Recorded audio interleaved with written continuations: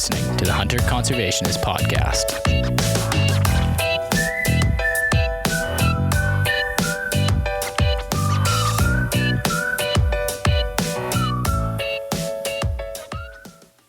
Women hunt, you fish, you trap, you teach, you inspire, you defend wildlife, and you lead. Your voices in hunting and angling and trapping and conservation matter more now than ever, I believe. Jen, Chris, Lisa, Sally have all worked hard and struggled to get where you are in the hunting and fishing industries and business as well. You're strong enough to pack out an animal, yet you're forced to carry the weight of unwelcome social media comments sometimes. And I've seen some of it, and I'm shocked that this still happens, especially to people I know. Years ago, we had Brett Longoria on the podcast, and she's from Texas, and she was the subject of an international hate campaign over a snagged photo of her with a leopard that she harvested. And it was quite a story, but inspiring as well, how she rose to it. And I'm really looking forward to this episode to hear all of your stories and your ups and downs and how you got there and how you kind of handle things and what your experiences are. So, hey everybody, it's Mark Hall, your host. And it's Curtis All, your co-host. The Hunter Conservationist Podcast is brought to you by J. Martin Taxidermy. Just because it's a new year and hunting season feels a long way off doesn't mean you can't start planning and getting excited now. Maybe this year you finally are going to book that hunt you've been dreaming about forever, or maybe you're already looking forward to your annual trip that you take. Either way, it's worth thinking ahead on how you preserve that memory when all is said and done. Look no further than J. Martin Taxidermy for just that. J. Martin Taxidermy is a family-run business owned and operated by Jesse Martin, his wife Casey, and their two young boys. Born and raised in the Okanagan Valley, Jesse grew up immersed in the outdoors, following in the footsteps of his father and grandfather. Surrounded by taxidermy from a young age, he learned that a well-crafted mount preserves more than an animal. It preserves a story behind the hunt. Based in West Kelowna, J. Martin Taxidermy operates out of a clean, modern facility and serves clients from around the world. Specializing in shoulder mounts, rugs, life-size, and fully custom dioramas, every piece is created with emphasis on accuracy, detail, and lifelike realism. He's fully certified and insured to handle all permits, inspections, and international export, so your memories are preserved with the same care that created them. A quality mount is more than something cool to look at.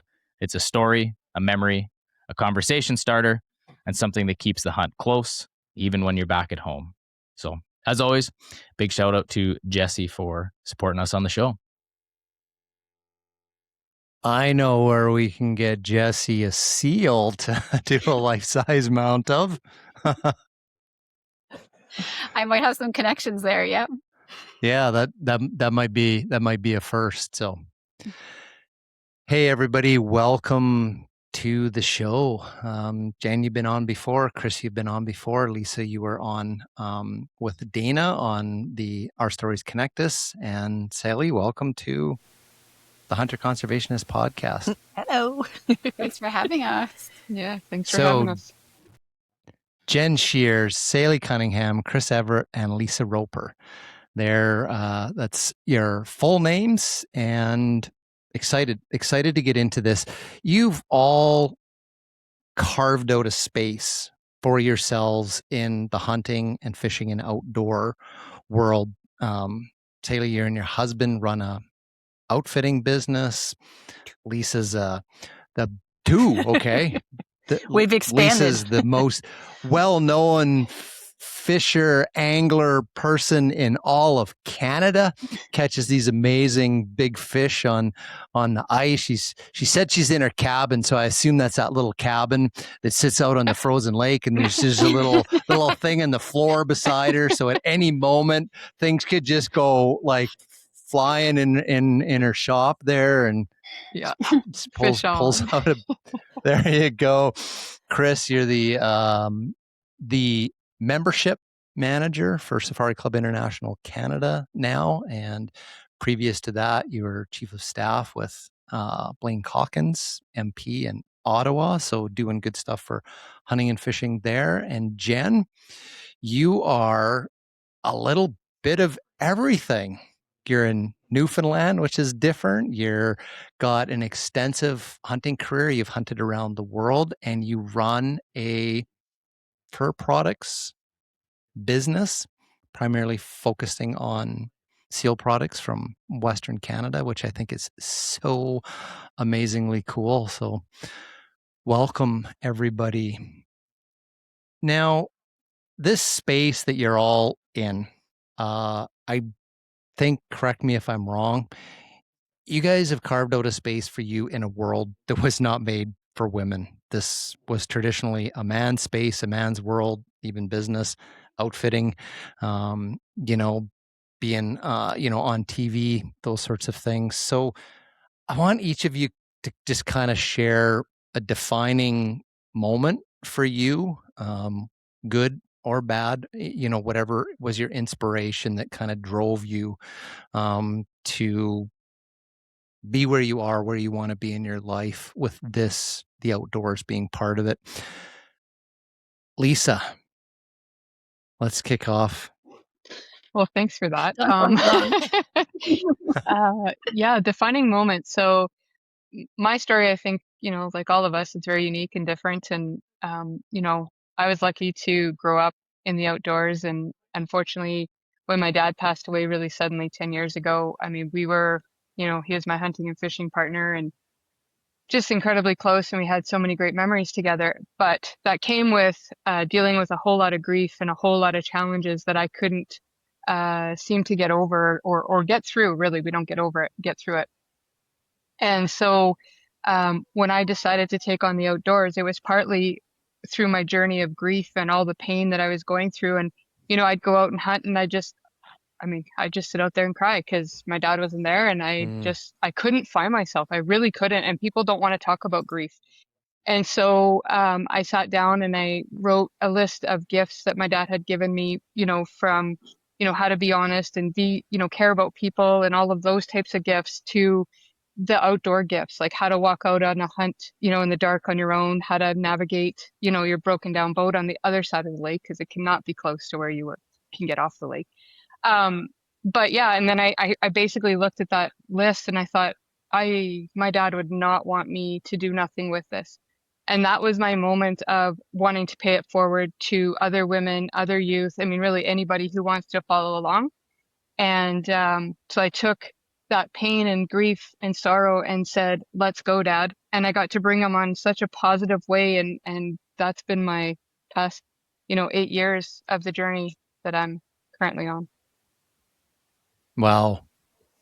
Powerful story.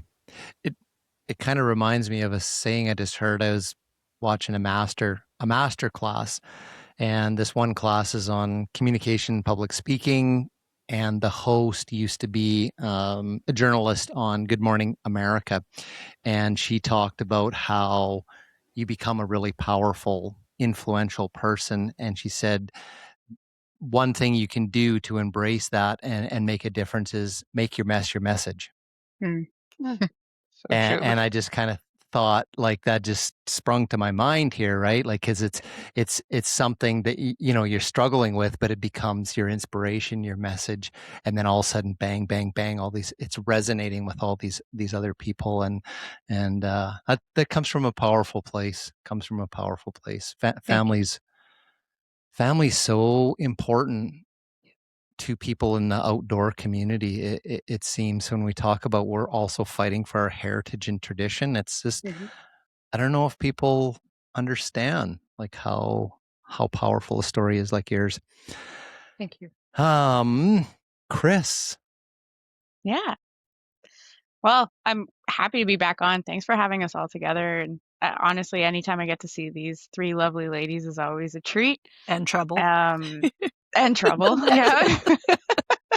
We usually get into some trouble. So what got me into this, not many people realize my background and what I did in post-secondary school was recreation leisure services. So my education is all about promoting healthy lifestyles, living, really good mental health, getting out and the outdoors, being active, and doing a lot of great things in just making sure that you live a healthy, active lifestyle. So from that, that's when I got into politics. And once I got onto Parliament Hill, and I lived through the shooting on Parliament Hill, and I needed something to kind of clear my mind. You go through a lockdown on the Hill, you see people who are traumatized and live through hearing the gunshots in center block and going through all of that. And so what did I do? I went home, I texted my dad, and I said, let's go hunting. That's where I always grounded myself was and cleared my head, was being in the woods. And so that was the first time I was ever actually hunting with my dad, where he shot and harvested a deer. And I got the buck fever and I got super excited, and I became determined that this is what I was going to do.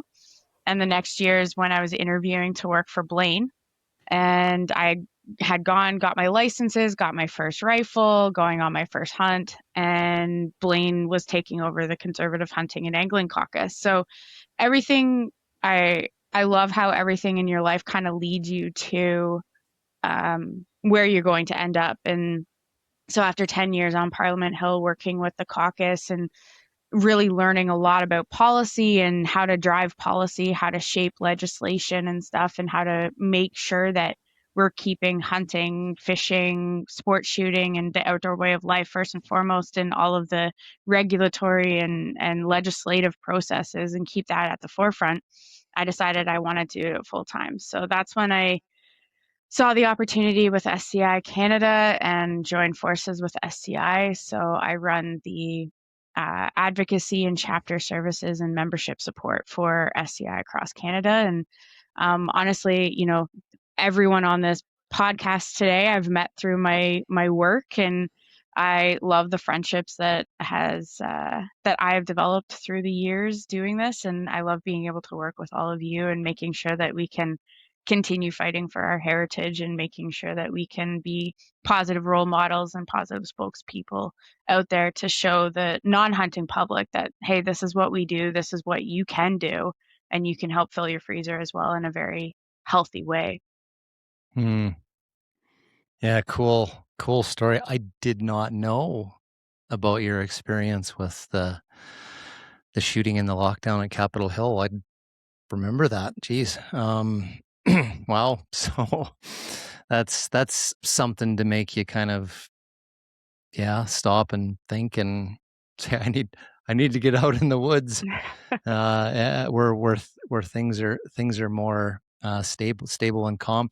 I really like what you said, it because it resonated with me. Like you know that those memes where it's like your expectation in your life is you're going to start out here, like at a school, and it's kind of like this nice path to some plateau, and then it shows what actually happens is it's this kind of squirrely, messy line, but that's the reality. But then you do reach a place like where you are, and you're like, this choice that I made back then, this job, this degree over that or whatever, and I think I was, making the wrong decisions back then. It all comes into play now, some way, shape, or form. You draw something from every little piece, and it makes you better, and enjoying more where you're at right now. And that's I felt that from when you were saying that. So that's a pretty cool little piece. It's funny because that specific part of it has actually been a conversation I've had with a few people recently. And I was at my nephew's hockey game talking to his girlfriend about what she wants to do post-secondary, and she's got her whole life mapped out. And I was like, honey, like, let's be real. I took rec and leisure services in college, and look at where I ended up. Like, yeah, there's segments of it that kind of filled into all of my jobs, but did I expect to be a chief of staff on Parliament Hill to a politician for 10 years? No. Now I'm working for an international hunting advocacy organization. Did I think I was going to do that? Work like going to recreation leisure services and in my college? No. But it's really cool how it leads you there. And I think having the open mind and and just letting life lead you to where it needs to lead you is really important to pay attention. It's kind of like hunting. It's like Mhm. just trust the process. Mhm. Yep. Be a good person, make decisions that resonate with your heart, be easy on yourself, go with the flow, patience, and things just kind of happen. So cool. Probably helps if you don't have parents that are like, we wanted you to be a doctor or take over the family business. You're a failure. No, it's, Oh my God. that's maybe, Sally, 2 outfitting businesses? We own one and we manage another one. So that was a new endeavor that we took Okay. on last year. So yes. And I will interrupt. Sorry, Mark. Sally's been called a lot of bad things in our life, but we do call her Sally. I wasn't going to Sally. say anything. I was all right Worse. with it. It's fine. We've been called worse. I know for a Yeah, fact. because Well, you that- said it. Sally. Well, it should be LLY then. Technically, it's Sally, but I go by Sally because it's just easier than trying to explain Easier. the difference. Sally. Yeah. Is it So none of us short? got it right, Yeah, Sally. I know. It's okay. I've accepted it. Oh, Is that short for something? Like longer? No.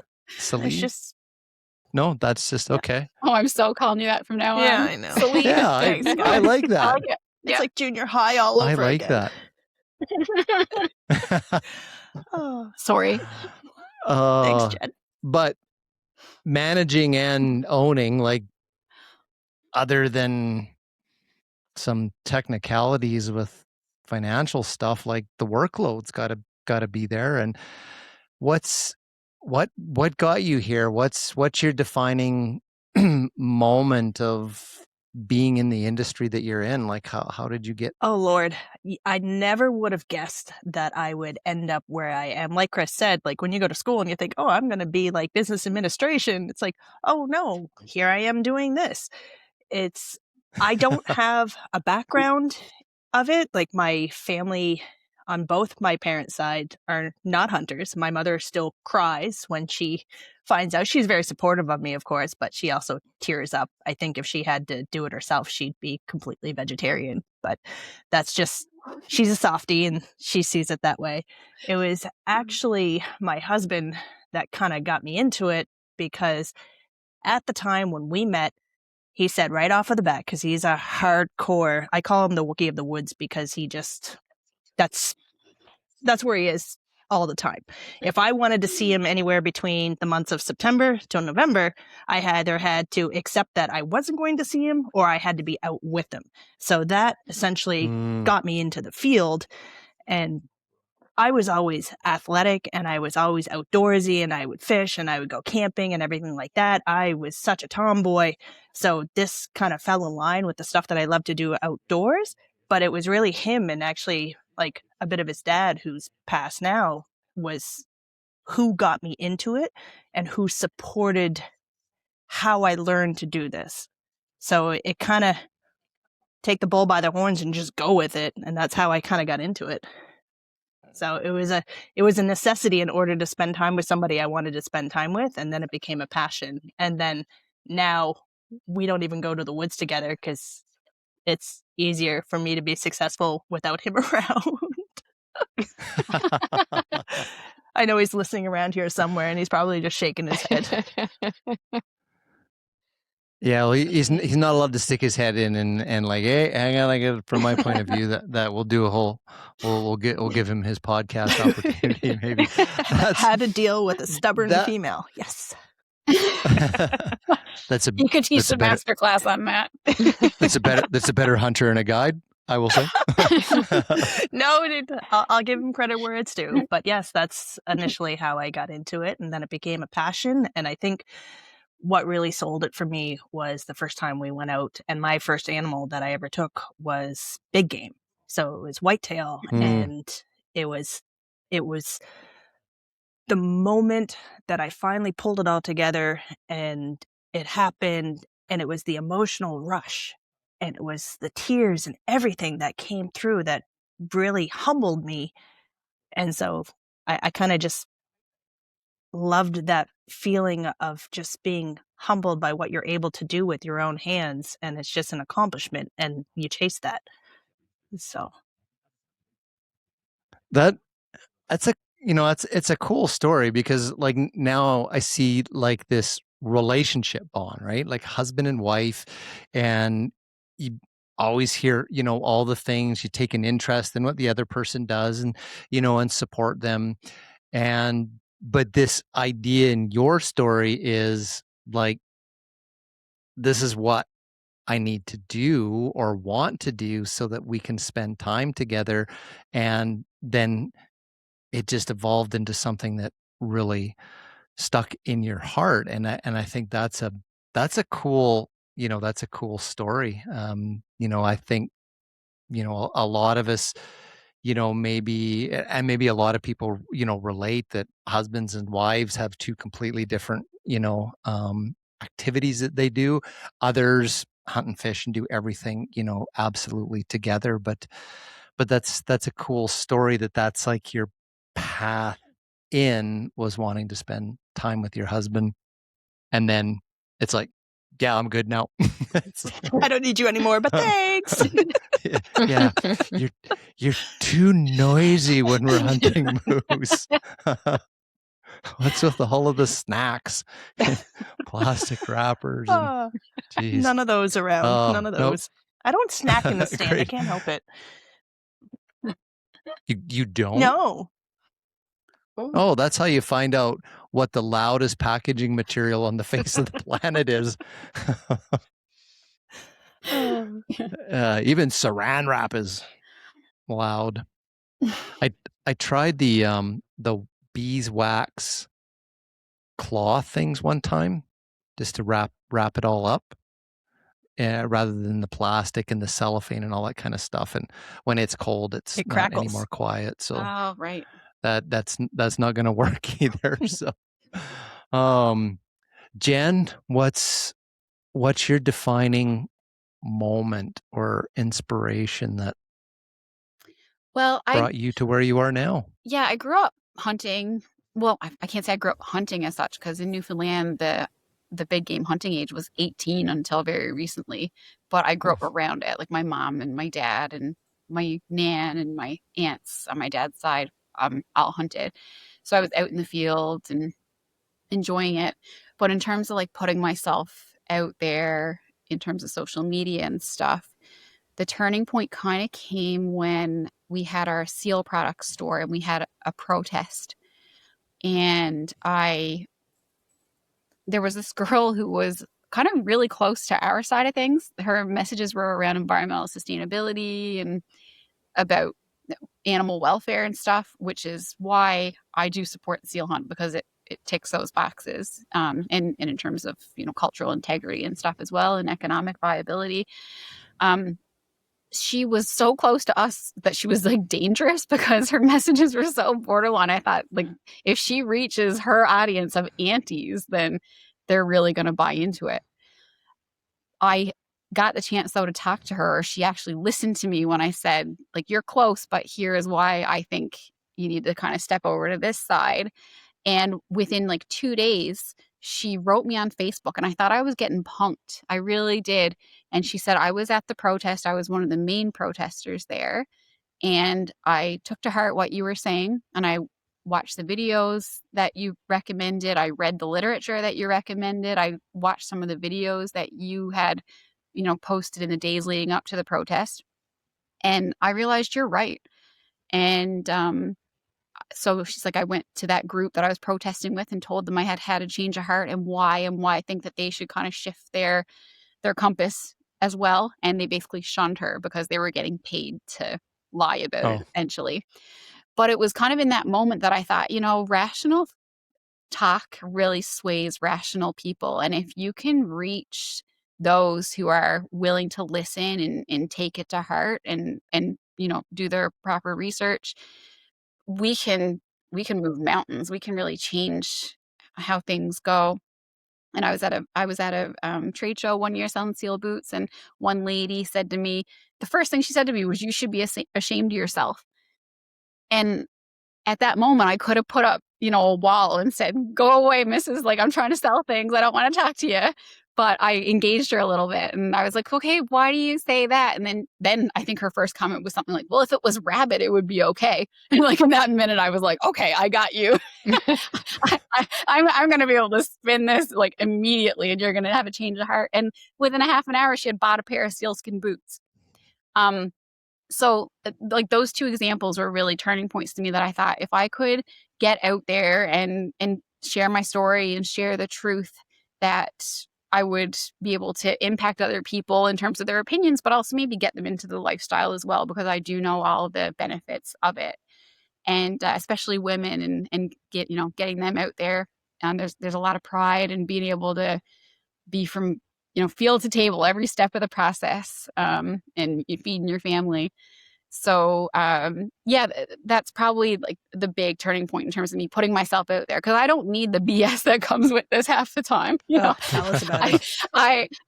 But for the 100 negative messages I might get, and they've slowed down a bit recently, which is good. But the two great ones that I get, the man saying, "I got my wife to watch your video or your hunt, and she's going to come out with me next week." Like, to me, that makes every bit of hate or negativity worthwhile.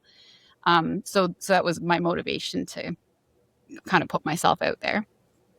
Wow.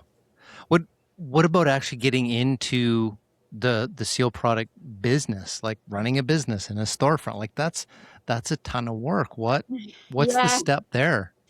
So I'm fully a business owner right now. I don't have any other source of income. I had a government job that I, went to university for and got. But I would say I'm a reluctant entrepreneur. It's just everything that has happened. It was almost like I couldn't turn a blind eye to it. So Carrie, my husband, was a guide for American hunters and found out the wait time for a taxidermist in Newfoundland was 2 years. So he did a taxidermy course, and we opened a taxidermy studio. From that, we were in a tourist town. We couldn't get any work done in the summer because all the tourists were coming in wanting to know about the moose heads on the wall. So from that, we got the idea to put a wildlife museum in town with dioramas and everything. And in that gift shop for that museum, we wanted to have renewable resource-based products, so antler carvings and fur products. And at that point, I got my hands on a seal pelt like behind me, and I thought, holy smokes, like I can really do something cool with this. So worked with a few companies that made fur products, and did some mitts and hats and basic boots, and just from that, it kind of grew from there. And we opened a store in St. John's because the demand was so high at craft shows. And yeah, it just kind of one thing led to another with that, and I'm the seal champion now. the seal champion. Yeah. You sure are. I think if you're on the West Coast or the North or the East Coast and the topics of seal harvesting and seal products comes up, I think people clear across this country are like, let's get Jen to talk about it, to tell us about it. You've established yourself as I think as a national leading authority on the industry and the fur trade. So that's pretty amazing. Inspirational story, like right out of the gate. I really feel like you're wanting to reach other people with messages. Like it's not about you, or it's not about yourself, or not even about the store, but this greater good of just wanting the truth to be out there, to people to understand, to be accepting. It's like you're thinking of other people first, and that's pretty cool. So you touched on it, Jen. I think we'll kind of maybe dive into some of the things that are different in all of your world when it comes to being public figures, business owners on social media, that sort of stuff, with the struggles you've had, the challenges, the stuff that gets directed at you. And Lisa, does that happen? Are people not like fishing or like this, or they just want to know where you are and what you're using? No, well, I mean, the thing is that I'm not just fishing, right? I do a lot of hunting too, and And Yeah. whether Yeah. I took a wolf, and there was some pretty not nice Uh-oh. comments that I'm sure the rest of us have seen. And it doesn't matter, you take a bear, you take whatever. And even fish, I mean, there's a lot of people that comment, especially if say that I'm taking this one home, and I'm it's just people. And yeah, it's not fun to have those comments, but they're comments. And I've just come to the point now that you know you're a keyboard warrior, and if you want to have a conversation, well, then we'll have a conversation. But to just see those comments on Instagram, Facebook, on your social media platforms, the cool thing that now has happened, and I think it's just over building trust with the people that follow you, the people that believe in you, is that you don't even have to comment back, because people right away are on those people commenting and taking over, your whole feed. And you're like, okay, well, that was great. And then like Jen said, there's people that you can tell by the way they're commenting, they're not trying to be disrespectful. They are on the other side, like they don't agree with what you've done, but you can see in their words or their comment that there's an opportunity to win them over. So I do spend time replying to those comments. Rarely do I ever engage in a negative comment, because I'm the type of person that believes in, you leave positive, I leave positive. You leave negative, I just leave that alone. It's not worth it, you know. I think maybe the other part is sometimes, there are people still, and it's crazy that it happens in our adult world, that we have bullies, and there are bullies out there that are still, man, it's not a lot of fun at times, watching them and seeing how they want to try to take you down or destroy you or destroy your name when there's no truth to it. And that's a battle. That is way harder and way worse than any keyboard warrior, in my opinion. Wow. I hadn't thought of that. It's interesting because in the field of psychology, there's these things that talk about our needs. Like we all have these needs. Different people like say there's different ones, but one of the basic human needs, like just to kind of fulfill who we are, is the need to feel significant or important. Like it's not necessarily the driving factor for all of us, but every one of us will have, like, you like to feel important. And one of the aspects of it is you can fulfill that need within yourself by doing something positive or doing something negative.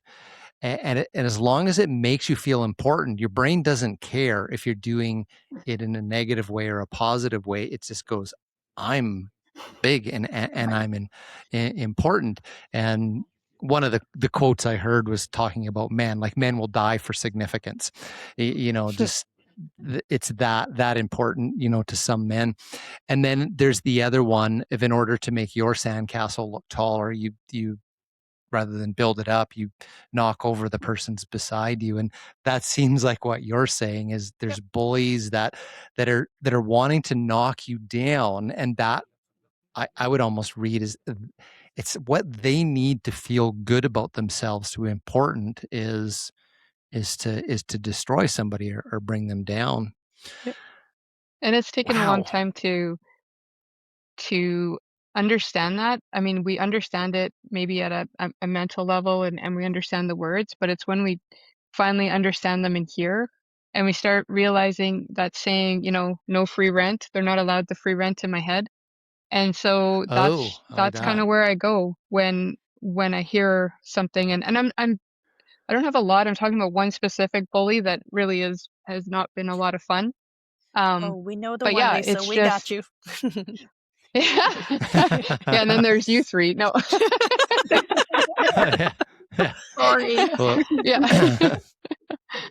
So yeah, that is hard sometimes, but one thing my dad always taught me is consistency wins, and I try to live by that, and I try to be consistent and show up, with integrity and honesty and respect each and every time. And when I do that, then I know in my heart and in my soul that I'm doing the right things. And so that bully's weight just can't continue. It can't have a say or a scale anymore. That's what I tell okay. myself. Okay. No, that's good. Did you ever go through like a growth phase with it? Like when it first started happening to you, did it take you right down? Oh, and yeah. then you kind of like, no.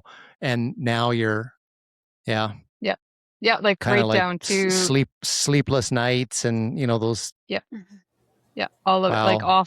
awful. And yeah, wanting to quit isolation, just like, because it's just Mm, awful. Like it's just not fair. And then, yeah, it just got to the point where I guess you have a choice. You either kind of go that way and allow them to win, or you, like I said, go back to being consistent in who you are and rise above. And I will be stronger and a better person for it. And I feel like that's where I'm at now. And, do what you want, say what you want, but I know who I am and I know where I'm headed, and I love the path mm, I'm on. And so when that's all aligning, then it just, and it's kind of neat because, some of the, let's just say sponsors or this and that have approached me and said, hey, like, just so you know, this is what we heard from this bully. And, oh, and so it's interesting that they're coming to let you know, and letting you know they don't believe in it and whatever. But yeah, it's not been a lot of fun. that's a lot of time and energy on somebody's point to go that far. Yeah. Wow. That's well, good for you. Thank you. It the social media is weird with this stuff because you start getting these comments and you see some of that stuff, and then you get this little notification from Meta or something that goes, you should engage in conversation with some of these comments, so we'll boost your post. It's like You're like, you does- don't want me to does- reply. I'm Do you like, want to be banned, Meta? Blocked for now's- 30 days. now's the time you Exactly. either Happened more than once. either you talk to that person or we're not going to boost your post. I was like, that's fine. Oh, geez. Thanks for sharing that. Like, that's appreciate that. So, I think probably we all know about that carnal sin of checking your comments just before you go to bed, and then you toss and turn all night long because you saw something you wished you would have waited till the morning. Yeah. And really, I just want to say too, like, the reason I shared about one bully that I'm dealing with is I just hope if anyone's listening to this and other females listening to this and maybe going through the same thing, you can rise above it. Like, that's the message. You can rise above it. Don't, it's like kindergarten. You don't have to play in the playground with that person. Like, just find your own pattern or your own journey, your own path, and just keep going. Perfect. Beautiful message. Chris, your life experiences around this on social media, in the workplace, Yeah, not so much on social media like the other girls have had to deal with. For the most part, like you might get the odd little comment here, but really nothing too bad. Nothing like what Jen and Lisa and Sally have had to deal with. But it was more the workplace that I've had to kind of battle through, and SCI has been super supportive, and I haven't had any issues there. They've really backed me up and given me a lot of support in any of the things I bring forward and really cheered me on. But working in politics is difficult. It is, at the time I was in two very male dominated industries between politics and the outdoor space. So I was having to battle that stuff. And, my name is Christine, but I go by Chris, and that is by design. Because when I would send an email, when I was first getting into all of this, people would think I was a guy emailing, and they would take what I was having to say seriously. And I knew that consciously, that they're going to read this email. They don't know who I am. They're going to think I'm a guy, and they're going to know and think that I actually know what I'm talking about, which I knew what I was talking about, but I didn't want to have that preconceived notion that, oh, this is just a girl, she's not going to know. And I got a lot of comments from people once they met me, being like, oh, you're a girl, and like what you're talking about. And it helped me out by the end, because once I got to know a lot of the stakeholders within the industry, and they learned who I was and they got to know me, they started talking about, like, hey, Chris in Blaine's office knows what she's talking about. And it started to really get out there a lot better. But that was something that I did have to cross at the very beginning.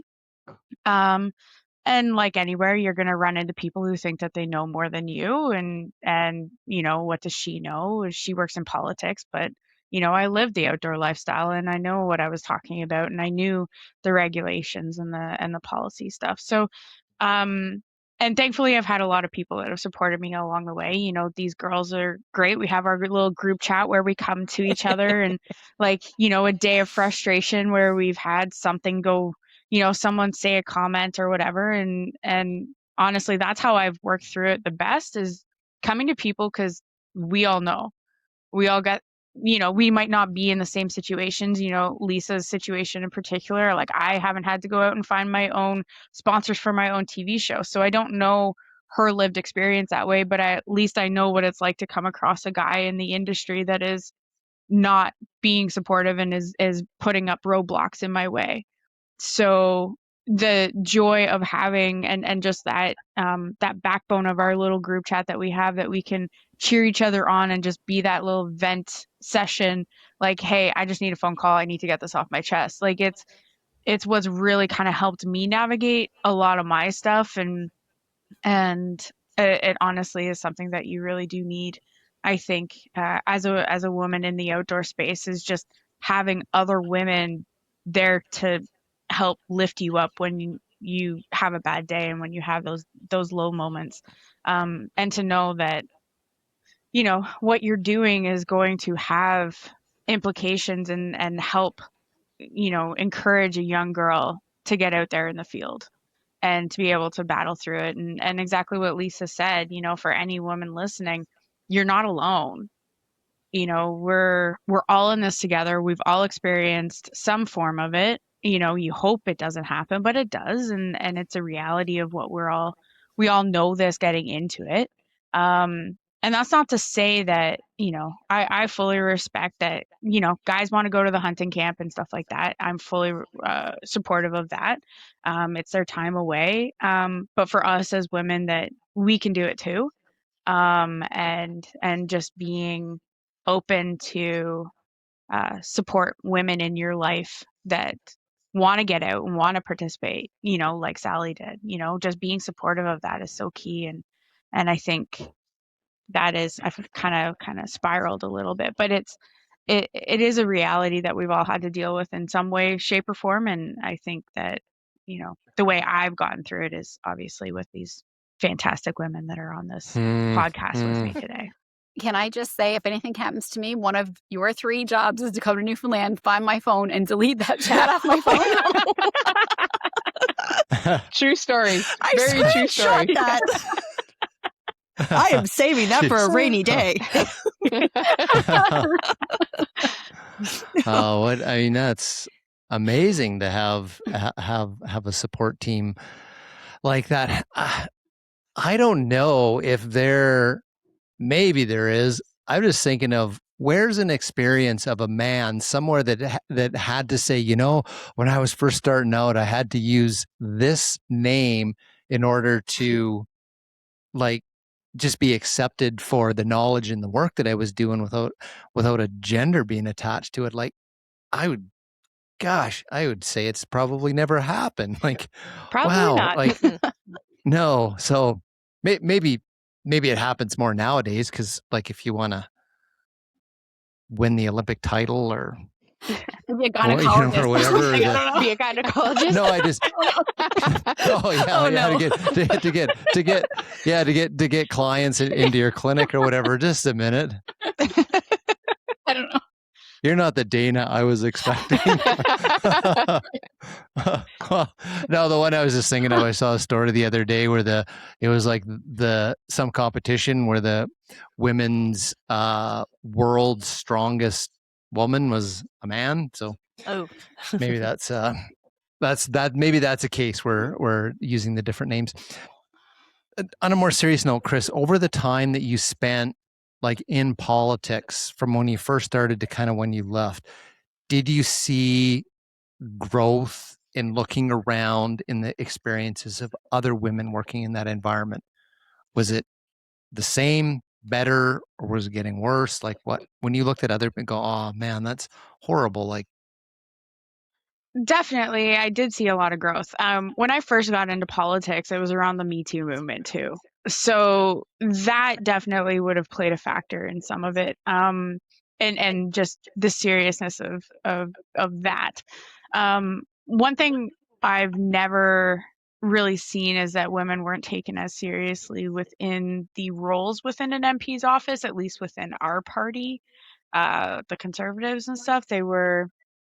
Um, for the most part, people listened. Like some of the most senior staff that I knew in in an MP's Hill office were women because of that consistency. And when I first started, there were references to the old Hill clackers, that women that were walking around on Parliament Hill who wore the high heels, and you hear them coming down the hall, that were seen as a traditional secretary and stuff like that. But that back in 2014 when I first started, that was kind of the vision. Me Too, all that stuff happened. By the time I left, there was a lot more respect for women. They weren't seen as secretaries. They were seen as competent staff that were willing and able to do a lot more in the offices and help advise on policy. And some of the most senior people on the Hill within the party were women too. So I mean, the Conservatives were the only party that had female interim leaders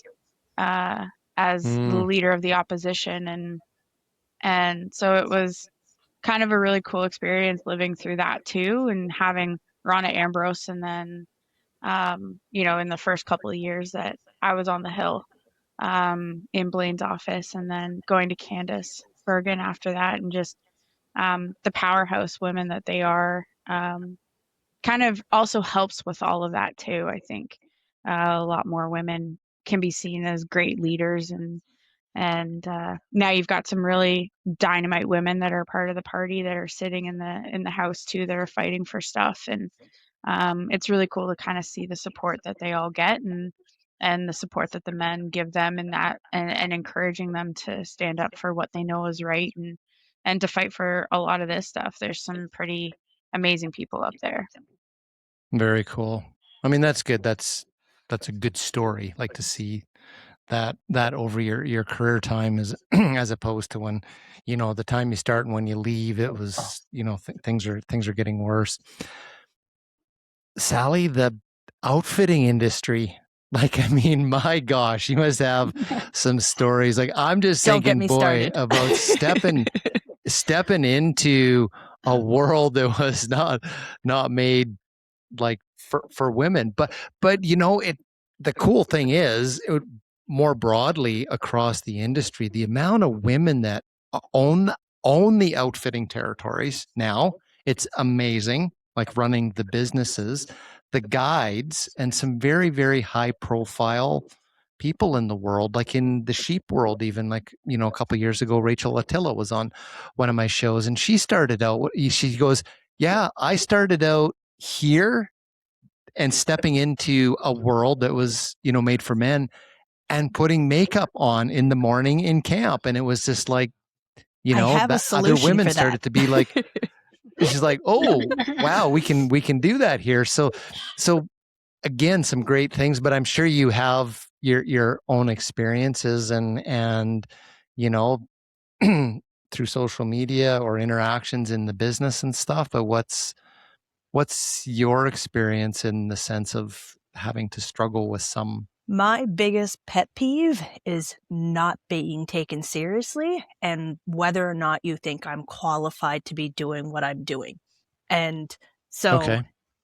aside from the outfitting business and running those and everything else, I'm also a pro staff for Cabela's Bass Pro. Lisa is as well. So we are selected based on our area of expertise, and we go into these stores to give presentations on how to do things. So pet peeve number one is having a gentleman come up to you while you're in the middle of doing a seminar or a presentation being like, oh, you wouldn't do it like this. You don't know what you're talking about. And you're standing there with your arms crossed and you're gritting your teeth and you're smiling because you need to be professional. But at the same time, you're like, well, I'm here for a reason. I clearly know what I'm talking about because I've had this success rate and here's what I do. Here's your photo proof. And so that's always gotten me. And just they never think it's the woman in charge.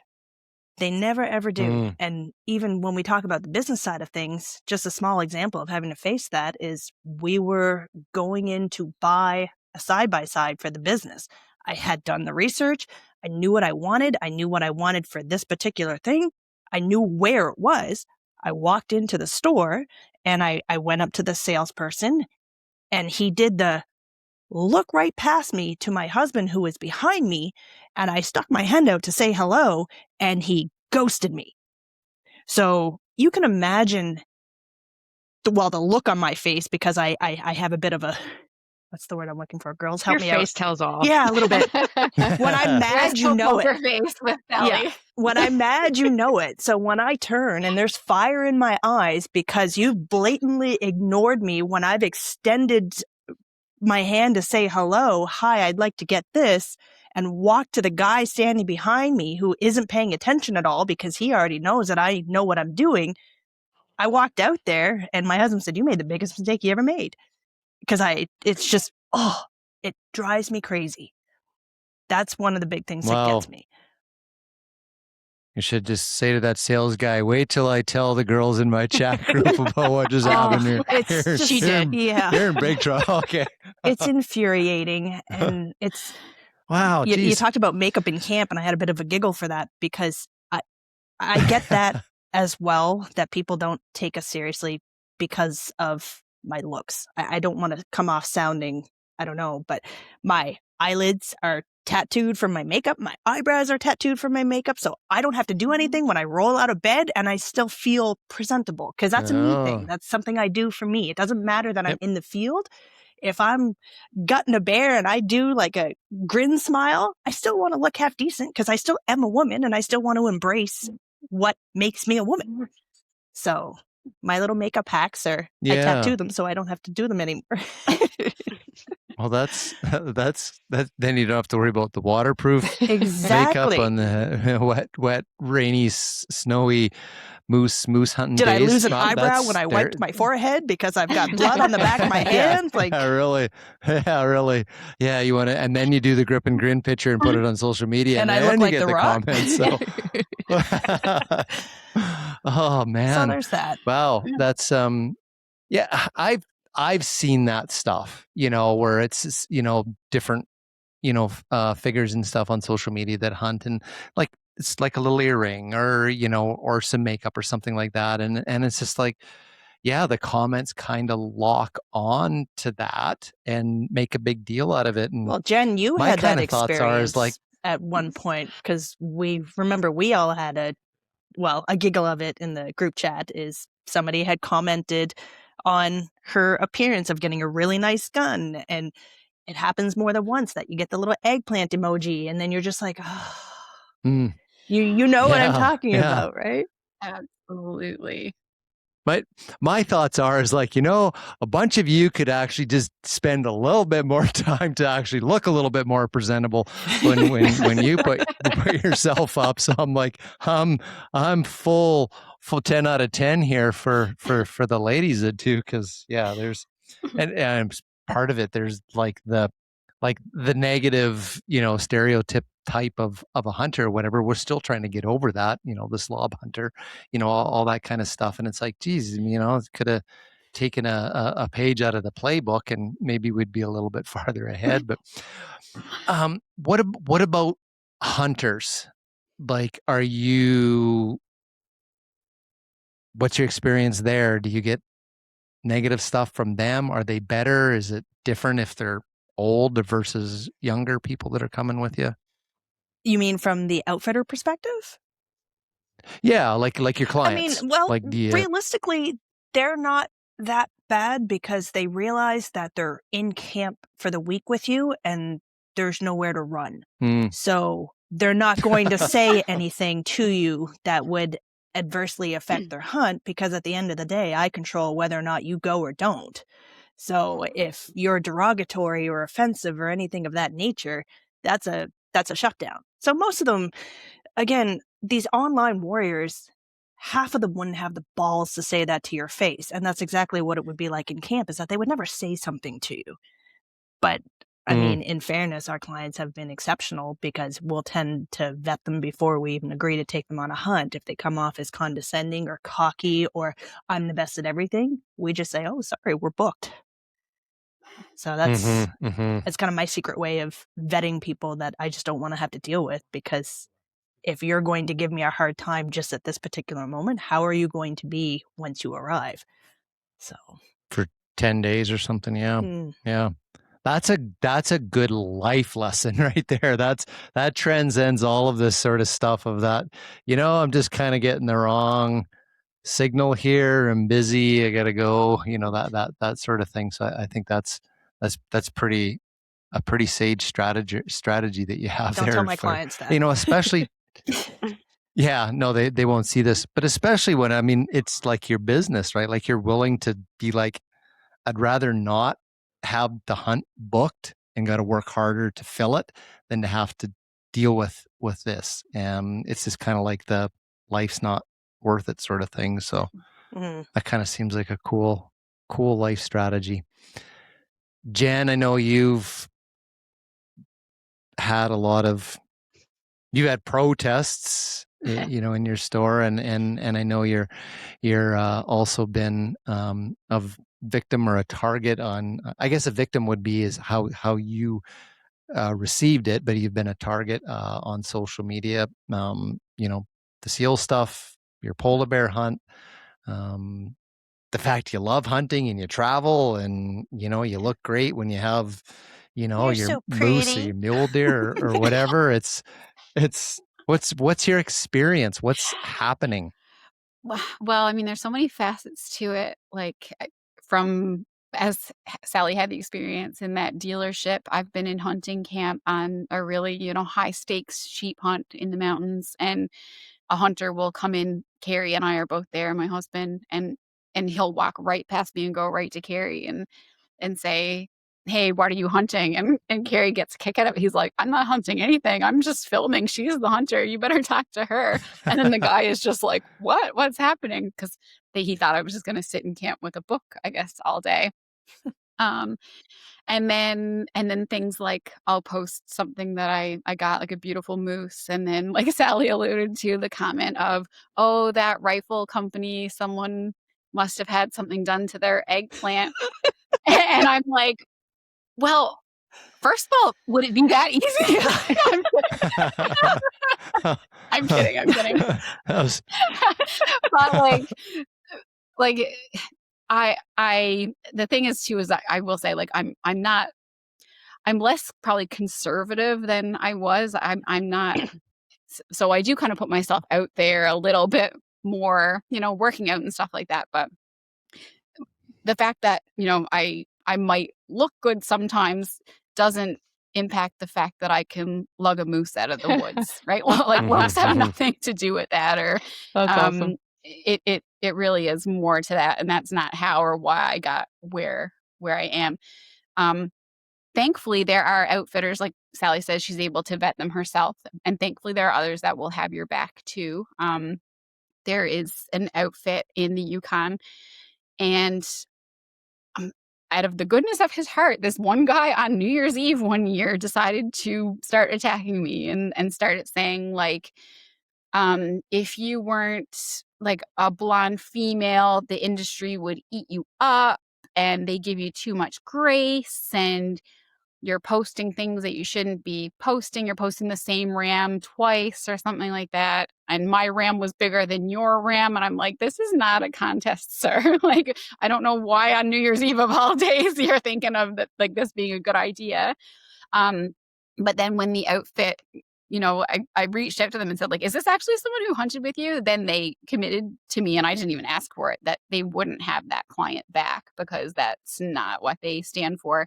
And they knew that through my legitimate hard work in the field and doing the posts that I did helped gain them some exposure and in the good sense. So to have someone like that back was not what they were interested in. So I thought that was really cool that they had my back in that respect. That's cool. But yeah, it comes from all angles, I find.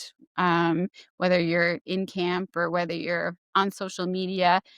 And then, like, I think back to when I was younger. Like I said, I wasn't out hunting myself, but I remember at 4 a.m. being in camp with my parents, and Mom was in the mirror with the flashlight trying to put on her mascara and taking after my dad. I was, making fun of her, saying, "Mom, you think the moose are going to care what your eyelashes look like?" But what am I doing now? I'm carrying on 14-day backpack hunts some of my makeup. But you know what? If I'm carrying it makes you all feel my good. Why not? and if I'm carrying my own shit for 14 days, it shouldn't bother you what the heck is in my backpack. It's on my back. I'm using my effort. So if I deem it worthy, let me be. Yeah, none of anybody else's business, really. Totally. Really. I'm not asking you to carry it, sir. Wow. What about that same question that I asked Lisa, like from when you kind of first started out and, gaining some popularity on social media, doing some things, plus your business. Was there a point where it just kind of like you nosedived and like it really took you down? And Yeah, how did you handle that journey? I've been in the fetal position many times for many Oh, different geez. reasons. The first was the protesters. I knew I was right, but I couldn't move. I was paralyzed. I was in the fetal position for 2 days after that protest. And Aspen was, I think, like 18 months at the time. And she would say, "Mommy, what's wrong? Mommy, what's wrong?" And I couldn't articulate it to her because I didn't want her to think or know that people thought what we did for a living was wrong. So there was that. And then when someone they always target you too as a mother. Like I find that that's something that women get a lot. As a mother and just as a woman, I do find like when there was a Sarah McLachlan concert in St. John's, she is anti-seal hunt. So we thought we would do a peaceful demonstration and hand out seal hunt pamphlets to people as they went in. And then a picture of myself and Aspen, who was almost 2 at the time, got out to the media worldwide and the death threats started coming in. But 90% of them were targeting my worthiness as a mother and whether my child would grow up to hate me and whether I was fit to be a mother. And it's almost like, women are supposed to be nurturing and life-giving, not life-taking, when in the sense of our hunts and our lifestyle, the lives we take are to humanely sustain the lives that we create. So that's where I always go back to now. But at the time, like literally fetal position in bed, not being able to eat or drink or talk or do anything. So yeah, at multiple points, it's been like that. And especially like when you take more controversial animals like cats, cougars, polar bears, the attacks are huge. But I'm willing to take that on the chin because there are huge environmental, cultural, economic messages around that, scientific, background stuff to those harvests that are important. And again, I'm willing to take it on the chin in hopes that it supports the people who do that for a living. And for the animal populations themselves, management is required, and that's to ensure that they, as a population, live sustainably and aren't ravaged by disease and starvation from overpopulation. So all of that kind of plays into it. But the attacks for being a woman and a mother are fierce. Wow, that's amazing. Like, they'll attack your kids too, which is the worst part. When Yes, they will. At our worst moment, I've seen a bit of that. They said about my daughter being like, "Oh, I hope somebody does to her what you do to those animals," and you're like, where is this even coming from? You're talking about an innocent kid, and you think that that's okay to say something like that. Yes. It's They threatened to dissolve Aspen and I in acid. She was 18 months old. Yeah. And I will come to your house and slit your throat and your family. Like literally explicitly like that. I will skin you the way you skin that bear. Yeah. And it's like, all in the name of compassion. It's because they're compassionate. Oh yeah, sure. You meet my 17-year-old in person, she'll cut you up just as bad with all that sass. Like, no, that's what you get sometimes. And then you just take it with a grain of salt. because you know those are the ones that you can't argue with, that you can't educate. So in those Yes. circumstances, all you can really do is delete and block. But as Lisa said too, sometimes you get the opportunity where there's just a little window of hesitation with them where you can jump in and be like, hey, you may think this, but this is actually why this is beneficial. And you'll have those like eureka moments that you'll almost see in them go, well, actually, that kind of makes sense. Maybe it's not that bad. And when you can win 1 out of 100 people over, that's still a win, Mhm. because sometimes you can turn that negativity into a positive. But you just have to be willing to take 1,000 hits first before you get that one win. Yeah. And sometimes you might never know about that one win, but you just kind of have to trust that somewhere in all of this, somebody saw something and it resonated with them, and maybe they think or act differently. And I have to do that sometimes too, going, I'm sure out of all of this, it's something Mhm. in here, Yeah. and I won't know about it, but I know there's some positive things happening. So it's kind of nice when you do know about them. I can honestly, say, in my whole experiences, I've never had to deal with anything as ugly as what you all have. I'm a very fast shoot, shovel, and shut up type when it's on social media. It's just like there's certain things which are just like, if you attack the person, the character, you're swearing, derogatory. Like if you go straight there, there's like zero response. It's just like, Right. pow, you're gone. Like it's just that. Because then psychologically, I've invested nothing, haven't thought about it, not going to wait till the morning to it's just boom, done. So that's a bit of a strategy that's worked. The grizzly bear stuff has lit a lot of people up. The advocacy work on sustainable use around grizzly bear conservation and management in Canada, that's lit a lot of people up. Trying to have conversations last fall, and amongst all of the things with all the attacks and fatalities and stuff that happened in Western Canada last year, the school children in Bella Coola, the one fatality from last year was a man from my community. A lot of horrible stuff, around that. But I would say it's not on the scale what the things that you have had to deal with. So I appreciate you all opening up and sharing those things. I'd like to give you, on closing out, give you the opportunity to speak to somebody that's listening that needs that piece of advice, that little bit of an encouragement, the how to be resilient and keep going forward on that mission. Like what do you want to say to that person that's maybe in that down moment, maybe is in the fetal position, Jen, where just like, I want to help, I want to do some good things, but this is where I'm at right now. So Lisa, what do you want to impart on somebody that's in the fetal position right now listening?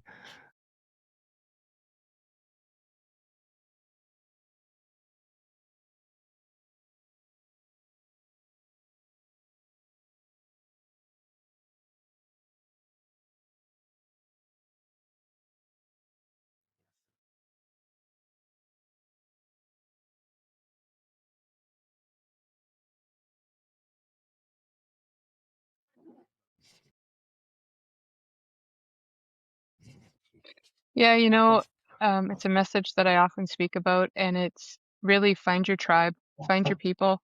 I mean, these three beautiful women that are here, I mean, they are such a strong cornerstone. And I want to say, like, as much as we can, so find them, embrace them, spend time with them, trust them, be vulnerable with them, because man, it is so important to be vulnerable. It's hard and it doesn't feel good, but the other side, it sure does. And then I also want to say, yes, there's some really crappy things out there, and the way that sometimes we're treated by men or, you know, how we're judged or whatever. Great But message. Great message. I also want to say to people in One the of the fetal things that's position coming or out here struggling, is this. there is a lot of this great guys out there. There is a lot of community that supportive you men built out there. amongst yourselves. It just You know, seems more and more that's a men lot are bringing of their daughters importance, so- into the He's into dying to the see our outdoor group chat world. now. I want to say, like, keep going, find I those just- people, I'm gonna- align yourself with I'm those just- people Yeah. because they're on the right track of doing positive As soon things as and this wanting is to lift this over, up I'm and- going to go on WhatsApp and I just think, and yeah, embrace change my yourself, name find to them, Marika, and keep going. and then say, "Hi, can I join your?" Well, we're gonna know the name now. Yeah. Yeah. So, Chris, what are some things that you want to impart? Some words of encouragement. How to be So- resilient. Honestly, it's Yeah. be confident in yourself too. Like, Hmm. that's something that women will often suffer from a little bit in the, you know, you get out here and it's the imposter syndrome. Yeah. It's feeling that, you Sign know, me oh, up. do I, you know, I feel like I Yeah. know everything, but maybe I don't. And honestly, just be confident in yourself, you know, have faith in yourself that you can do it, and know that there's other women out there that are having the same thoughts, that are struggling the same way, but have overcome it. And, you know, Lisa said it really well. Find your tribe, you know, get that, you know, join groups. There's tons of women hunting groups on social media that really just empower you and encourage you. And don't be afraid to be vulnerable, but also be confident in yourself. And I think that's the biggest takeaway for me, is, you know, I met all three of these lovely women, and we've built something over the last 3-4 years that I think is great, because we might not always talk to each other because it's super busy and we get those busy seasons in our life, but we're always there the moment that you need it. And even if it's a quick phone call or just a quick message in the group chat. And you know, it's so crucial to being able to work through all of it, and just knowing that you have that you know, backing system behind you, and those people that'll come and take your phone and delete the group chat off of it if something happens. And don't be afraid to laugh at yourself either. But that would be my biggest Okay. message is that. Very cool. Very cool. I appreciate that. Sally, what's Well, Chris kind of took my bit on that one, because I was going to emphasize the fact that social media can be terrible because it exposes you to a lot of people, but it also can be a gift that it exposes you to a lot of people. So as she said, there's plenty of groups that have come up through the years that are women-based communities that are there to inspire and uplift and keep you positive for when you have that low day of just a shitty time of somebody saying something they shouldn't. And when you're feeling down, there's 1,000 women out there that have felt it and have gone through the same thing, and they'll just make you feel better, you know. And I know if Lisa's having a bad day, I'm just like, Lisa, I love your hair. How come I tell her I have hair jealousy every time? I had to wash my hair That's why I today was just like, because I was scared that my hair wouldn't look as good as hers. And it's saying little things like that just it knocks the unpleasantness off, you know. And those people that are online, they're bullies and they're not worth your time.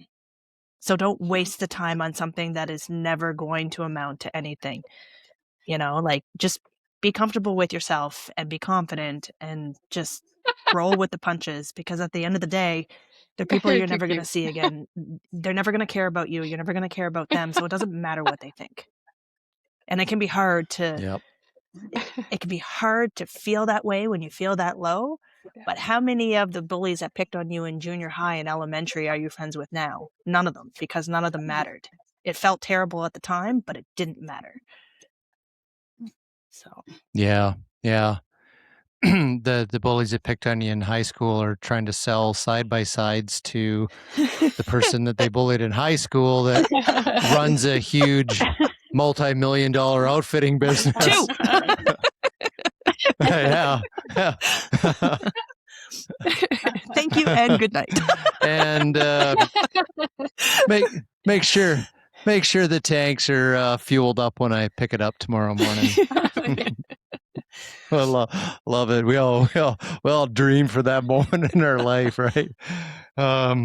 Jen, final. Yeah. So imparting- I think it comes down Oh, to the fact love that that. Love when you that. get attacked, Mic drop if you right don't care, there. it's because you don't care. Hmm. So the fact that we Yeah. feel it a little bit intimately or a little bit hard just tells us we're in it for the right reason. It's not to say get bogged down in it, but at a certain point, you need to own it and accept it and know that you feel the way you do because your heart is in the right place and the way you're presenting yourself is for the right reasons. It does get easier over time, but you do need to pay your dues, I think, if you're doing things right and doing things well, because again, your heart is in the right place and you care so much. Um, so I think it's just a little bit of getting some thick skin, but again, you get it because you're doing the right thing and you're doing it well. And frankly, I don't think people would come at you, um, the way they do if you weren't doing things well. Um, so I take solace in that sometimes, and I am able to be more like a shield around me and kind of deflect. But it has taken a long time to get there, and every little one does sting a little bit, but I'm able to process it better and know that I'm doing things the right way and for the right reasons. So um, own the hurt, own the pain for a little bit, but then move on. Okay, that's a good one. That's a good one. Very, very good. It would maybe help folks. Maybe this is something we can do in the future. You know those things where the actors read out the mean tweets and then they're just they laugh about them and it's so funny and stuff. Maybe we need something like that on That the would go. be great. Oh my I'm goodness. compiling a list in my head right now. Oh, there you go. That's hilarious. I saw one a little while ago, like an account, and I think it was a lady, and she'd get these like horrible, comments and stuff. So she'd go find the person on their social media, and I think it was something along the lines like, hey, you're looking like you had like a little bit too much at Christmas and a little, a little whatever. And then she showed the person that made the comment and was like, Right. really? And it was like this, That's right. yeah, like a big overweight person or something like that, right? So I thought that was pretty crafty. So maybe we need a few things like that in the Yeah, we could do the hunting poppin' community. cherries, Oh, read no. mean tweet. You said it. You said it. Don't make me say the rest of it. I will. Oh boy. Okay, so it's We need a T-shirt. If anything we don't know, this should be the inspiration to create a WhatsApp group, because obviously there's some pretty cool stuff goes on inside of it. So my WhatsApp groups are a lot more boring than that. It's there's I'm in your WhatsApp news group. articles it's Well, informative. Yeah, will It's say, informative. the guys do say like the female locker rooms are always more interesting than the male locker room. And that's true. Yeah, 100% true. This has been an amazing, journey over an hour and 15 minutes here. Sharing, like, I think some very personal moments, like Lisa said, some vulnerabilities, and a whole lot of laughing. And I think if anything, what I saw over the last hour is the ratio of kind of like the solemn moments and things that you all talked about, and then the fun things and the laughing and stuff that you had, and obviously the friendship you had. Does that signal kind of what it's like to be out there, social media, and what you're doing, that there's this amount of negative and bad stuff, but there's just a whole lot of good things that overweigh it? Because that seemed to resonate in this podcast. And is that a way of saying, like, the world's not all bad out there with what you're trying to do? It definitely has its high points. Yeah, most Absolutely. certainly. Okay.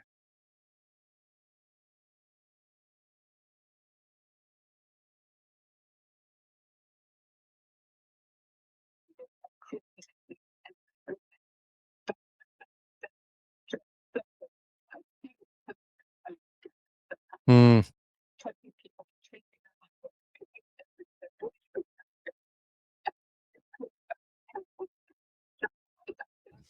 Oh, 100%. I think there's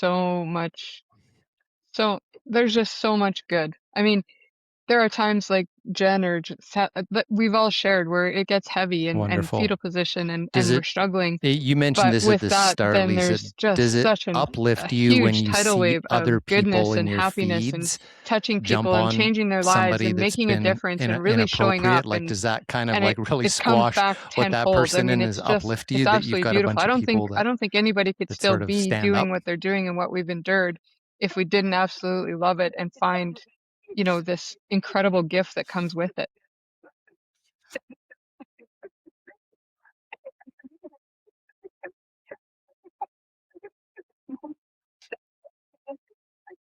You're respected.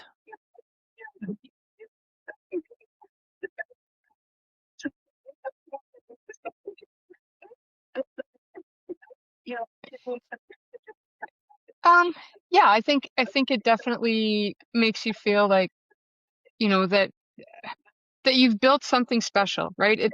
I really don't like to use the word fans or followers or whatever, but the people that are dedicated, I mean, I feel like they really are. They're showing up, not just, liking or viewing your stuff, but leaving comments, defending those Yeah, comments. wonderful, So to me, wonderful. that's more than just the Well, social media I brand. do think it's That's building important if you connection. are That's, on social people send media or messages, in private a real messages to you setting, telling if you like, I you need watched to your kind show of and like I step needed in some and inspiration to help take my daughter someone and out, now I no have matter it, da what da they're da. doing. So I think we all yeah, have I that think it's responsibility, just absolutely and beautiful, and that's it's what heartening keeps to me see that pushing and that it going does forward and happen, wanting to take and risks and do kind of more is can make those a bad moments and the situation people a little bit that better. what So matters to the thank most. you, everybody, for this. Was a really great conversation. Learned a lot. I have a massive amount of respect for everything that you're doing and your stories to get there, and what you deal with. They're orders of magnitude, more than what I ever get subjected to. So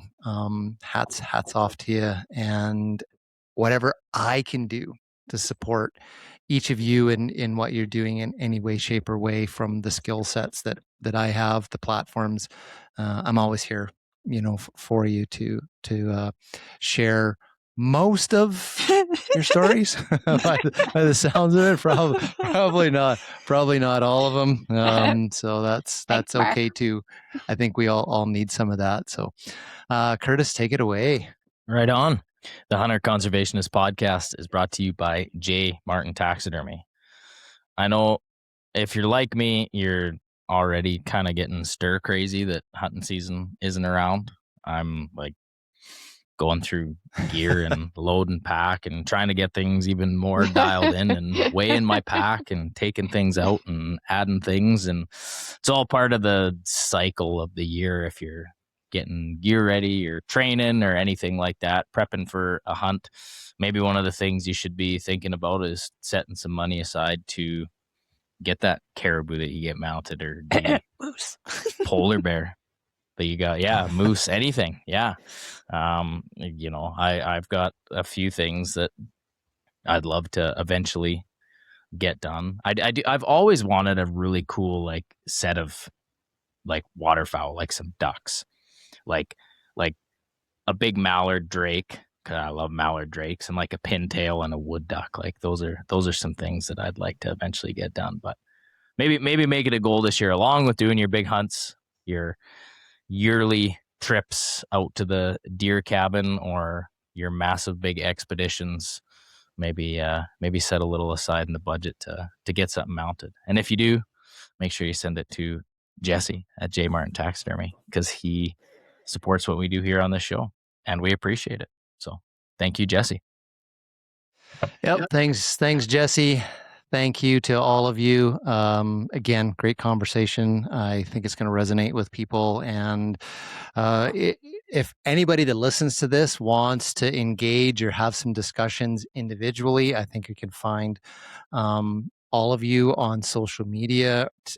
Comment on our post, and I can pass things on. But if we can do anything and make some connections and have some one-on-one conversations or, share a story outside of this forum, let us know. I think that would be a really cool outcome from this show. So, and if you do have something positive that you took away from this that becomes a little bit life-changing for you, let us know so I can let everybody here know about the great work that they're all doing. Real hunters, real stories today, and the courage to keep showing up regardless of what happens. And I think that's exemplary of all of you. So thanks for listening, everybody. And we'll see you in the next episode.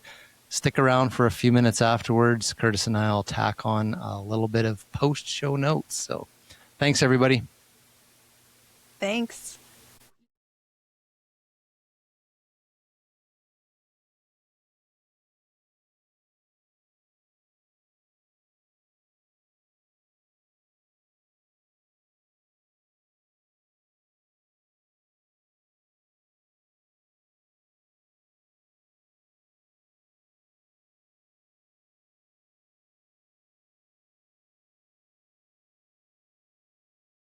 Thanks, Mark. That conversation got me ramped up. Like I was excited, hearing about the new technology and whatnot. That's pretty cool. Yeah, I was looking here on my computer where you guys were talking. I went onto their website and I was looking at they have some images and videos and stuff of what it is. And it's what you think, like when you see those military drone footage of the soldiers running into a building and you see the guy squirting out the back or whatever. It's like that's the technology, and it's like it's that, but it's wildlife. Like it's pretty cool. I would highly recommend folks just at least go check out some of those videos on their website because it's pretty cool actually. Yeah, I'm definitely going to do that to get to just satisfy the mental images that developed over the course of this episode. One of the things that I think is kind of interesting, Scott talked a little bit about this with the citability index. That is a really controversial thing in doing wildlife inventories, to say, we physically saw 100, but there were 250 there. For a lot of people that are just like, what? And what that leads to is sort of two things in the hunting community. It can be like, well, now you're going to allocate a harvest number on a population, a base population that you made up, kind of. That's how people see it. And then from the perspective of people that don't, like hunting and they're looking for something to criticize, they're like, well, you're purposely inflating these numbers so that hunters get to shoot more. And how can you call that sustainability, right? When you kind of bring that stuff in for the average person, it gets quite complicated. Throughout North America, like government wildlife agencies are trying to build better relationships and co-management and partnerships with Indigenous nations, all over. And I heard a story in British Columbia where they were doing a caribou inventory in northern British Columbia. And so one of the nation's guardians came on board as an observer, and then, he would go back and report to the council or the wildlife staff, the department, what was happening. And I remember this story is they came back and it was dismal. Like the areas they flew, it was dismal for caribou. And the guardian went back and was talking to the wildlife managers in the nation's department.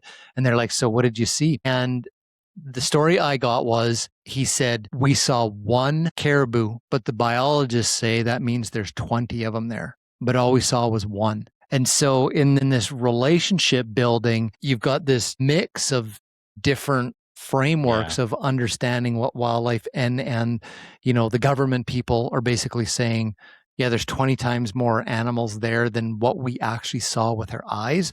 And that could be a very damaging, thing in a relationship. So yeah, that was kind of interesting. I would say something like, like what Dan's company is doing is going to be more intuitive, because it's like, there they are right there, you can see them. So very cool, super excited about it. And obviously this is something we're going to keep our finger on the pulse of.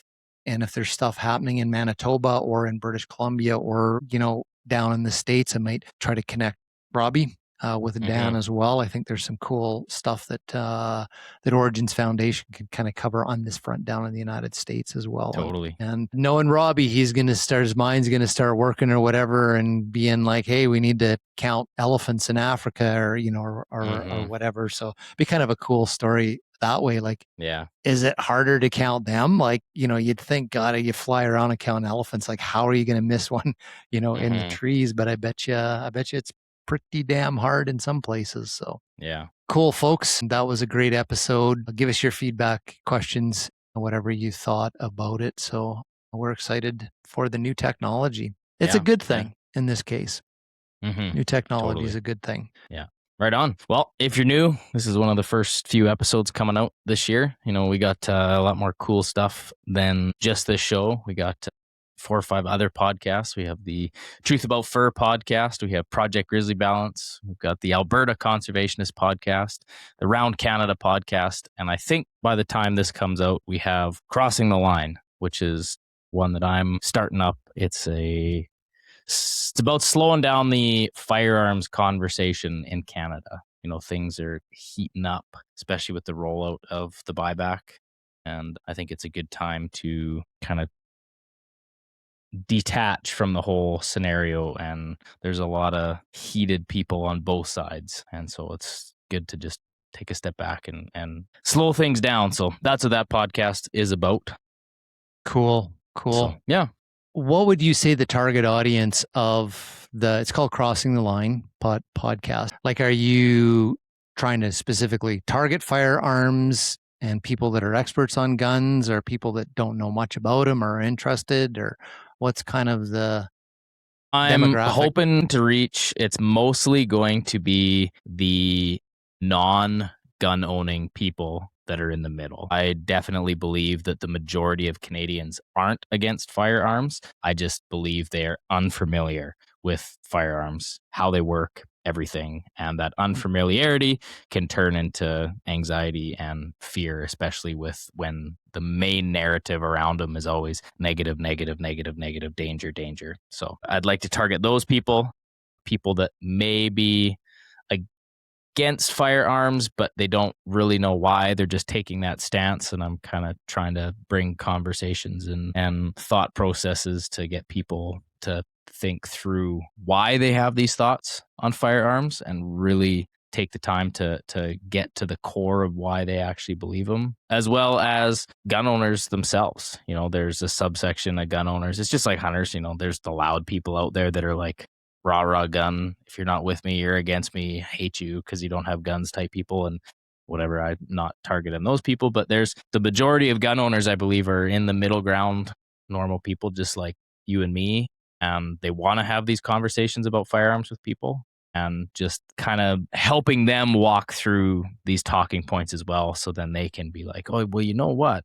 Have you thought about this, to maybe their uncle or their aunt or cousin who doesn't like guns? And so bit of a 3-pronged kind of approach. Okay. But at the end of the day, it's mostly going to just be telling stories of normal firearms owners, showing who gun owners are, why they got into it, what changed their mind if they're new gun owners. Yeah, no, I think it'll be pretty cool. So. Excellent. So that's Crossing the Line, and all the other shows. You know, for folks, those are all separate podcasts that exist on the Hunter Conservationist podcast channel. So the Hunter Conservationist podcast is a podcast that Curtis and I started over 7 years ago. It is now the flagship show for the Wild Origins Canada Foundation. Wild Origins Canada Foundation is a not-for-profit. We're dedicated to championing the sustainable use of wildlife through hunting and conservation. So if you like what we're doing, if you like our messages, if you like the conversations we have, we'd love for you to become a monthly supporter of Wild Origins Canada. And there's a link in the show notes that you can go. And this is just something small, like just a few dollars a month is what most of our monthly supporters do for a Starbucks coffee, $7 a month makes a huge impact in what we do when we get a bunch of people behind us, helping us out on a monthly basis like that. We would love to have you part of the Wild Origins Canada Foundation and our monthly supporter program. For $7 a month, you are eligible for our monthly giveaways that happen every month through the parent organizations, the Origins Foundation. We have companies and brands that donate all kinds of stuff. Occasionally we get hunts. And if you are a monthly supporter for Wild Origins Canada, your name can go in every month for those draws. So looking forward to having you sign up and join. You fuel the mission, we deliver the impact. Thanks for listening, everybody, and we'll see you in the next episode. All right, a few postscript notes here before we completely close out this episode. Great episode. I had a lot of fun with it. I love their energy and I love their friendship. And I think I mentioned it in the show, like a couple things that really jumped out at me was, they've dealt with some really, ugly stuff on social media and whatnot, but the laughter and the resiliency kind of like outweighed that. It came through in the show. And I think that's, they all sort of agreed that's kind of the way, their lives and their careers and their endeavors unfold as well. There's always, some negative things, but man, that the good things outweigh that. And I think that's a bad thing about social media is it makes everybody think that everything is bad and ugly out there, when in fact, everything is actually pretty damn good and people are pretty damn nice.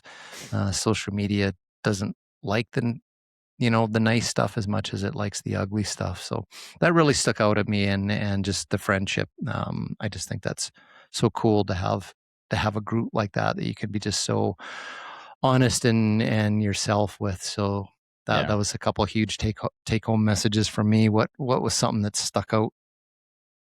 I think they're kind of talking about just the whole hunting thing with the antis coming at them. I think hunting is kind of in a weird section of social media where you have not only the external attacks on social media, for lack of a better term, but it's also like the internal.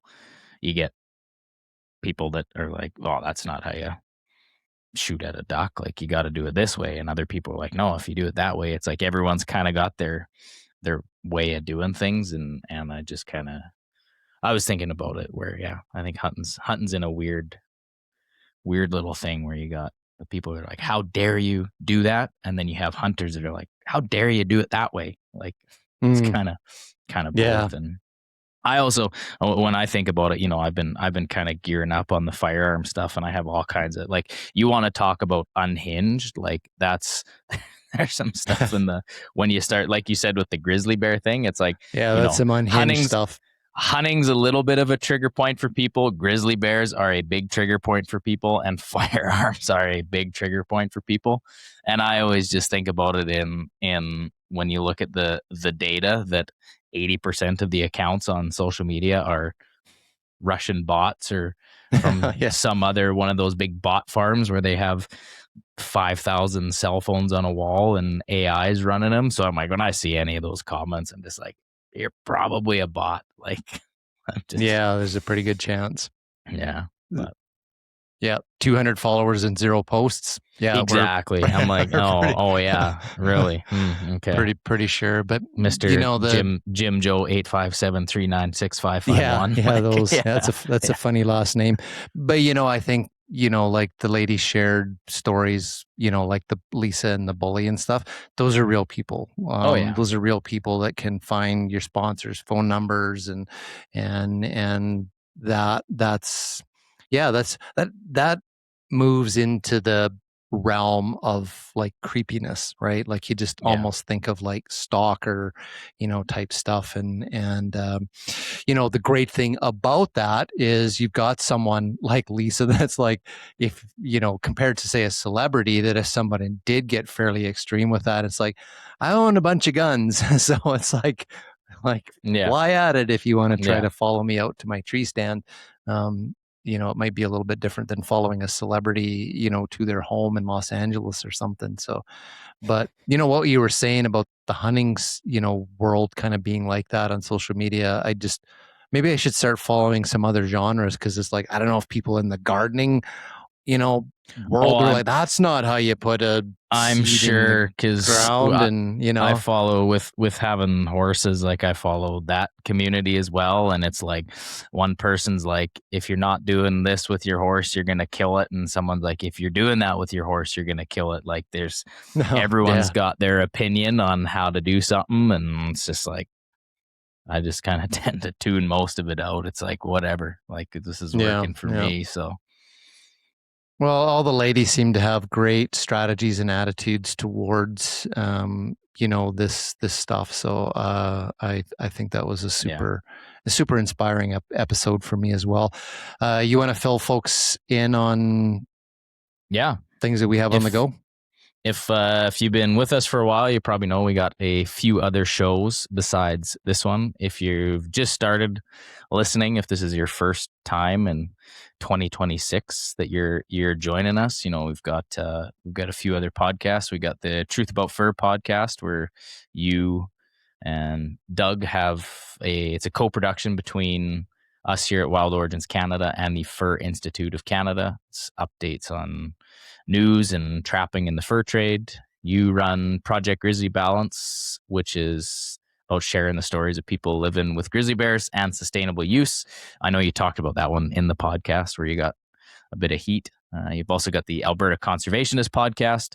It's a co-production between the Alberta Professional Outfitters Association and you on wildlife and conservation in Alberta. Round Canada podcast, which is trending news stories about hunting, fishing, conservation from around the country. So we got lots on the go, which is pretty cool. So make sure you check those out.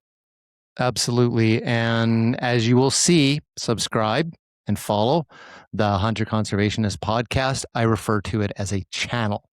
So all those shows that Curtis mentioned are shows that hang underneath the Hunter Conservationist podcast channel. The Hunter Conservationist podcast is this show, which is also its own show, but it acts as a channel. So rather than chasing around all over your feeds for these different shows, we put them all in one place. So covering the spectrum, hopefully from coast to coast to coast to coast in Canada on all of these various topics. So yeah. Absolutely. Last thing I just want to put a pitch in is become a supporter of what we're doing at Wild Origins Canada. Individual supporters, you can become a monthly contributor. It helps us bring all this content, do the work that we do, fight the fights, and continually be there every single day, standing up for sustainable use, hunting, trapping, angling, bringing you conversations like this, and so much more that we do behind the scenes to sustain these lifestyles, traditions, and wildlife throughout Canada. Become an individual supporter. If you go to our Instagram page, go to the link in bio, you can see a link just to become a monthly supporter, a few bucks a month, and you will be eligible for monthly giveaways that our corporate partners through the Origins Foundation donate, and you'll be eligible for those global giveaways every month as a thank you for being a monthly supporter.